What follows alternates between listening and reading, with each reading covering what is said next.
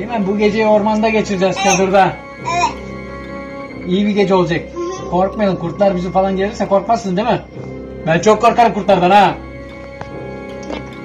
Korkmaz mısın? Hadi yatalım o zaman gece. Eymen, kurtlar avlıyor. Çok korkuyorum ben. Ne yapacağız? Oğlum sen korkmuyor musun? Baksana, kurtlar avlıyor. Oğlum kalksana, ben korkuyorum ya. Ne yapacağız? Yatacaksın mı? Korkmuyor musun sen hiç? Kurtlardan. Korkma, hayır. Sen mi yanındasın? Ay, ben çok korkuyorum.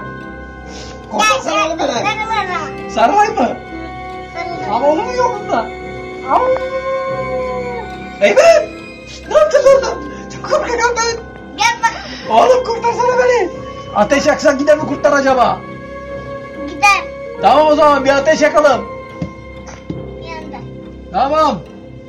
Yanmaz. Ateş yakalım. Bize artık kurtlar gelmez. Artık korkmuyorum. Ateş yanıyor çünkü. Kurtlar gelmez yanımıza. Rahatladık. Oh dedik valla. Oh, ilk yaktık ateşe. Üşümeyiz artık bu gece. Artık yatabiliriz rahatlıkla. Allah rahatlık versin. Ayaklarımız dostum. Oh. Ateşi de dokun. Oh, hadi bakalım. Allah rahatlık versin.